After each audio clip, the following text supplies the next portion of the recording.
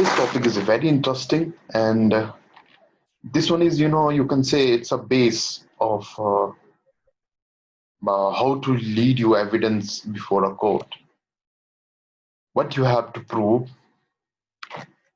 in a simple language. अगर मैं आपको बताऊं कि इश्यू आपका वो चीज है जिसको कि जब वो फ्रेम होते हैं तो उनको प्रूव करने के लिए ही आपका क्या प्लेंटिफ हो या डिफेंडेंट हो, वो क्या होता है, एविडेंस लाती है।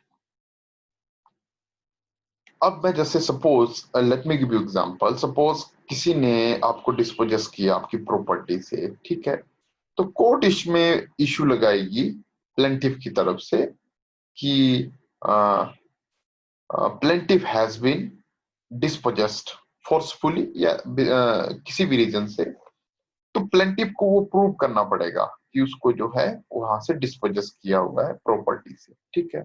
और डिफेंडेंट की तरफ से इश्यू लगेगा कि defendant has not dispossessed the plaintiff या कोई अदर इश्यू। जस्ट मैं आपको बहुत सिंपल सी लैंग्वेज में बता रहा हूँ कि इश्यू क्या है, एक थोड़ा सा लेमन लैंग्वेज में। तो ये इश्यू है। अब क्या करेंगे, जैसे मैंने आपको बताया कि प्लेंटिफ को डिस्पोजेस किया, तो प्लेंटिफ उसके लिए उस चीज को प्रूव करने के लिए, उस पर्टिकुलर इश्यू को प्रूव करने के लिए एविडेंस लीड करता है। और डिफेंडेंट जो है कि defendant has not dispossessed the plaintiff but he is the lawful owner of that particular property, तो वो उसके लिए क्या करेगा, उस पर्टिकुलर इश्यू के लिए अपने एविडेंस लीड करेगा। अब ये जो इश्यू हैं आपके, ये बेसिकली आपके कब फ्रेम होते हैं? ये आपके तब फ्रेम होते हैं जब फर्स्ट हियरिंग होती है आपकी, जब पार्टीज को बुलाया जाता है। उसके बाद आपका इश्यू फ्रेम होने से पहले जो है कोर्ट क्या करता है, आपको एडीआर करवाता है, मतलब अल्टरनेटिव डिस्प्यूट रिड्रेसल जो मैकेनिज्म है हमारा, जैसे आर्बिट्रेशन, कंसिलिएशन या आपकी लोक अदालत, मतलब ताकि जो है प्रॉपरली ट्रायल शुरू होने से पहले जो है आपके बीच में अगर कोई सुलह होने का अगर कोई चांस है तो वो हो सके। उसके बाद आपकी इश्यू जो है फ्रेम होते हैं। ये ऑर्डर 14 जो है सीपीसी का, उसमें बहुत क्लियरली आपके पूरा प्रोसीजर देके रखा हुआ है। और हम जो है इस पर्टिकुलर लेक्चर में सिर्फ इतना सा डिस्कस करेंगे, बहुत ज्यादा नहीं, just to give you little bit idea कि इश्यू कैसे फ्रेम होते हैं और कितने टाइप के इश्यू होते हैं, कौन सा इश्यू पहले डिसाइड होता है। ये सारी बातें जो है हम डिस्कस करते हैं। या कोर्ट, मान लीजिए या कोर्ट से कोई ऐसा इंपॉर्टेंट इश्यू जो है जो लगना मतलब फ्रेम होना चाहिए था बट वो नहीं किया, तो उसका क्या इम्पैक्ट पड़ता है, ठीक है, कब वो इनजस्टिस क्रिएट करता है, इसके बारे में हम डिस्कस करें। तो ये पर्टिकुलर वीडियो बहुत इंपॉर्टेंट है क्योंकि जुडिशियल एग्जाम में आपका जब आप जजमेंट राइटिंग करते हो अपने मेंस एग्जाम में, तो इसका क्वेश्चन रहता ही है वहां पे कि जब आप जजमेंट राइटिंग करते हो तो अगर आपने सही से इशू फ्रेम किए हो तो डेफिनेटली आप क्या कर सकते हो, बड़े इजीली जो आपकी रीजनिंग ऑफ फाइंडिंग है वो आप दे सकते हो। देखिए, जब कभी भी जजमेंट ड्रॉ होती है, जजमेंट आपकी लिखी जाती है कोर्ट के द्वारा, तो कोर्ट जो है प्लेंटिफ ने क्या प्लेंट में लिखा या डिफेंडेंट ने क्या अपनी रिटन स्टेटमेंट में लिखा, इसको यस नो नहीं करता है, बल्कि जो इश्यू फ्रेम हुए हैं, जो इश्यू फ्रेम हुए हैं आपका, उसको यस और नो करता है और उसको फाइंड आउट करने के लिए अपनी रीजनिंग देता है कि मैंने इस इश्यू को यस क्यों किया और इस इश्यू को डिनाई क्यों किया, ठीक है। और जो फ्रेमिंग, अगर आपके इश्यू प्रॉपरली फ्रेम हुए हैं कोर्ट के द्वारा, तो आपका देखिए इससे क्या होता है, जो आपका कोर्ट का टाइम है वो सेव होता है और प्लेंटिफ और डिफेंडेंट को भी पता चलता है कि उसको what evidence he has to lead before the court, कि उसको कौन से एविडेंस जो है कोर्ट के सामने देने होते हैं। तो this is little bit layman language, मैंने आपको बताया कि फ्रेमिंग ऑफ इश्यू क्या होता है। नाउ देखिए, framing of issue is probably the most important part of the trial of a civil suit, ठीक है, बहुत ही इंपॉर्टेंट पार्ट है सिविल सूट का, जैसे मैंने आपको बताया। For a correct and accurate decision in the shortest possible time in a case, it is necessary to frame the correct and accurate issue. inaccurate and incorrect issue may kill the valuable time of the court. अगर court को अपना time save करना है तो ये it is very important कि right issue frame हो. Just imagine कि कोई अगर रॉन्ग इशू फ्रेम हो गया, रॉन्ग एविडेंस लीड हो गए, but at last the judgement, जब जजमेंट डिलीवर होने लगी तो तब पता चला कि अरे यहाँ तो ये इशू फ्रेम ही नहीं होना था, यहाँ पे कोई और इशू फ्रेम होना था. तो आप मान के चलिए कि इसमें कोर्ट का क्या हुआ, टाइम जो है आपका बर्बाद हो गया या टाइम जो है आपका किल हो गया. तो इसलिए it's a very important and it's a very important part for the trial of a civil suit to accurately form the क्या issue. Now देखिए, it's a very important case, Siddhi Chunilal versus Suresh Gopikrishna. Siddhi Chunilal versus Suresh Gopikrishnan. In this case, it was observed that if correct and accurate issue were not framed, it leads to gross injustice, delay, and waste of the court valuable time in deciding the matter. अब देखिए, अगर issue properly decide नहीं हुआ है, आपका issue properly frame नहीं हुआ है, तो क्या होगा आपका, इट्स अ ग्रेट इनजस्टिस. क्यों? क्योंकि इससे जो है डिले होगा. अब देखिए, जो इशू फ्रेम होना चाहिए तो वो इशू फ्रेम तो नहीं हुआ, ठीक है. इसकी वजह से क्या हो गया, रॉन्ग एविडेंस लीड हो गए, रॉन्ग एविडेंस लीड हो गए, और प्लेंटिफ के पास क्या हुआ, प्लेंटिफ को अगर जस्टिस नहीं मिला उस रॉन्ग इशू के फ्रेम होने से, वो फिर से शूट लेके आ जाएगा, फिर से कोर्ट का टाइम आपका वेस्ट हो जाएगा. तो दिस इज ऑल अबाउट कि राइट जो है आपके इशू फ्रेम होना वो बहुत जरूरी है. It depend if defendant makes no defense, framing and recording issue by the court does not arise. In such a case, a court need not to frame and record issue in as much as the defendant makes no defense at the first stage of the suit.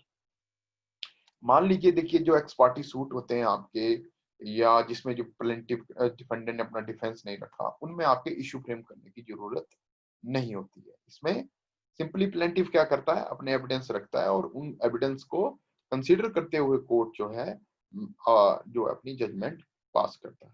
Now अब ये issue होता क्या है, देखिए, issue mean a single material point of a fact और a law in a litigation that is affirmed by one party and denied by other party to the suit, and they are subject of the final determination of the proceeding. देखिए, simple इतना सा meaning है कि कुछ ऐसे fact, कुछ ऐसे point जो मटेरियल पॉइंट है, जिनको एक पार्टी क्या करती है, एक्सेप्ट करती है, अफर्म करती है, और दूसरी पार्टी जो है डिनाई करती है. जैसे मैंने आपको एग्जांपल दिया था, somebody dispossessed you, तो कोर्ट ने आपका इश्यू लगाया कि ए ने बी को डिस्पोजेस किया, ए डिस्पोजेस्ड द बी, ठीक है, ये इश्यू लगा दिया. A dispossessed the B from his lawful from the property in which property he is a lawful owner. The whose property he is a lawful owner, जिस property का वो lawful owner है, ठीक है, उस प्रॉपर्टी से उसको डिस्पोजेस कर दिया. तो ये इशू प्लेंटिफ की तरफ से लगाया, बट इसको क्या है, डिफेंडेंट क्या करता है, डिनाई कर रहा है कि मैंने नहीं. तो यही आपका, देखिए, एक फैक्ट है ना कि डिस्पोजेस किया प्लेंटिफ को, पर डिफेंडेंट डिनाई कर रहा है. प्लेंटिफ की तरफ से क्या है, वो जो फैक्ट है, पर्टिकुलर पॉइंट ऑफ फैक्ट है, उसको अफर्म किया जा रहा है, पर डिफेंडेंट की तरफ से वो डिनाई किया जा रहा है. तो मतलब this is the right issue. Now what are the material proposition. देखिए, according to 14 rule 1-2, material proposition are those proposition of fact or a law which a plaintiff must allege in order to show a right to sue, or a defendant must allege in order to constitute his defense. Simple सी बात, वही very in a very plain language, कि plaintiff जिस बात को affirm करेगा और दूसरी तरफ से डिफेंडेंट जिस बात को डिनाई करेगा, आपका वही आपका पर्टिकुलर क्या है, आपका इशू है, ठीक है. Why issue are framed, I already discussed with you. The main objective of framing is issue to ascertain the real dispute between the parties by narrowing down the area of conflict and determine where the parties differ. Issue का simple यही meaning. अगर देखिए issue नहीं frame होगा, जैसे plaint, मान लीजिए plaint और रिटन स्टेटमेंट में ही आपकी जजमेंट दे रहा है, just imagine, it's not a procedure, मैं आउट ऑफ द प्रोसीजर बात कर रहा हूँ, तो कोर्ट को कितनी कंफ्यूजन होगी, कितने सारे एविडेंस लीड हो जाएंगे पर्टिकुलर पॉइंट के लिए, तो कोर्ट क्या डिसाइड करेगा? It's very hard to decide.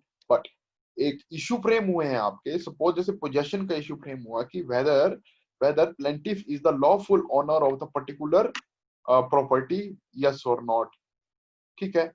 तो कोर्ट इसी पॉइंट पे आपका एविडेंस को, जो एविडेंस लीड हुए हैं प्लेंटिफ और डिफेंडेंट की तरफ से, उस पे देखेगा और जो है ऑन मेरिट जो है अपनी क्या जजमेंट देगा, ठीक है। अगर इशू फ्रेम नहीं होंगे तो फिर कोर्ट कैसे करेगा? तो it's a very tough procedure. So the main objective of framing issue कि रियल डिस्प्यूट क्या है, कि रियल डिस्प्यूट क्या है पार्टीज के बीच में आपका, उसको नैरोइंग करने के लिए, और जो कंफ्लिक्ट है सो दैट कि जो पार्टी के बीच में रियल कंफ्लिक्ट है उस तक पहुंचा जाए।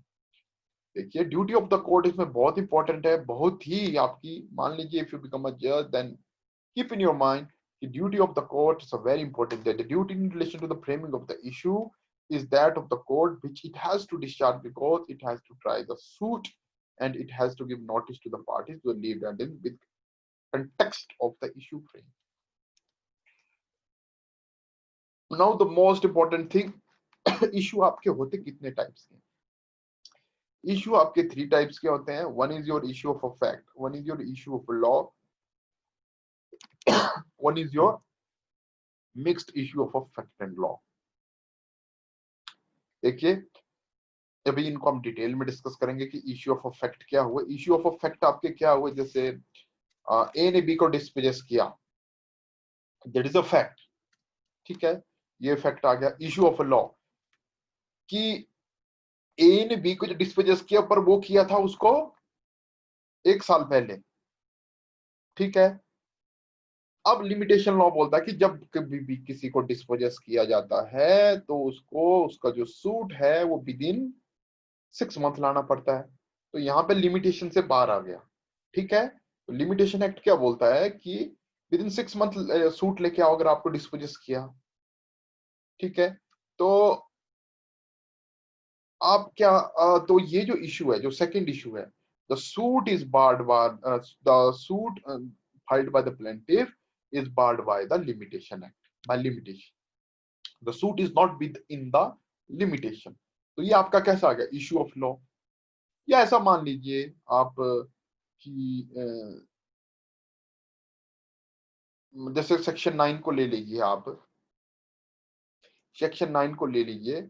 सेक्शन 9 में जो सिविल सूट है वो सिर्फ unless until it is not barred. जैसे सरफासी का कोई आप सूट जो है, सरफासी बैंक ने जो है कोई प्रोसीडिंग की है, आप उसको बैंक इसमें सिविल कोर्ट में चैलेंज कर रहे हो, तो वहां पे क्या है, issue of law, it is barred by किसी एनी अदर स्टैट्यूट। तो वो जो है आप लिख सकते हो कि this suit is which is filed by the plaintiff is barred by the is barred by is barred under section 9, ठीक है। तो ये आपका क्या हो गया, issue of law. Mixed issue of fact and law में ऐसा होता है कि जैसे मैंने आपको लिमिटेशन का बात बताई, जैसे लिमिटेशन की जैसे सपोज लिमिटेशन को प्रूव करने के लिए, लिमिटेशन बार प्रूव करने के लिए, देखिए लिमिटेशन में ऐसा है, लिमिटेशन आपकी कब शुरू होती है, कॉज ऑफ एक्शन से। तो कॉज ऑफ एक्शन को प्रूव करने के लिए पहले कॉज ऑफ एक्शन तब देखा जाता है जब उसके लिए देखिए एविडेंस लीड होंगे, क्रॉस एग्जामिन होगा, फिर पता चलेगा कि कब कॉज ऑफ एक्शन अराइज हुआ था, ठीक है। तो ये आ गई फैक्ट की बात। फैक्ट की बात ये आई कि कब उसको कॉज ऑफ एक्शन अराइज हुआ है, और लॉ बोलता है कि विद इन 6 मंथ जो है अगर आपको डिस्पोजेस किया तो आपको जो है सूट फाइल करना पड़ेगा पोजेशन का, ठीक है। तो अब देखिए, अब लिमिटेशन, उस पर्टिकुलर लिमिटेशन को प्रूव करने के लिए कि ये सूट जो है विद इन लिमिटेशन है, तो उसके लिए फैक्ट लाने पड़ेंगे आपको। फैक्ट कौन कौन से लाने पड़ेंगे कि कब आपको कॉज ऑफ एक्शन जो है राइज हुआ और राइट टू सू जो है आपके पास आया, ठीक है। तो ये क्या है, it's a mixed issue of a fact and law. Now when issue are framed according to the rule 1, issue are framed and recorded by the court at the first hearing after reading the plain written statement, examining and hearing of the party, the pleader. ये मैंने आपको पहले बात बताई कि कब ये frame होते हैं, जब जो है कोर्ट जो है first hearing according to order 10 CPC जो है, आप कोर्ट जो है पार्टीज को सुनता है, प्लेंट को पढ़ता है, रिटन स्टेटमेंट को भी पढ़ता है, फिर उसके बाद आपका इशू फ्रेम होता है, postponement of framing of issue. मान लीजिए कि कोई ऐसा पर्टिकुलर पर्सन है जिसको कि विच इज वेरी इंपॉर्टेंट, कि जिसके बिना जो है, जिसको विदाउट पार्टी बनाए हुए जो कोर्ट इशू फ्रेम नहीं कर सकता, या कोई ऐसा डॉक्यूमेंट है जिसकी इंस्पेक्शन किए बिना कोर्ट जो इशू फ्रेम नहीं कर सकता, तो कोर्ट क्या कर सकता है, आपका पोस्टपोनमेंट ऑफ हियरिंग कर सकता है। ठीक है, maximum to the 7 days। Now देखिए, मैंने आपको पहले बताया कि इशू कैसे फ्रेम होते हैं।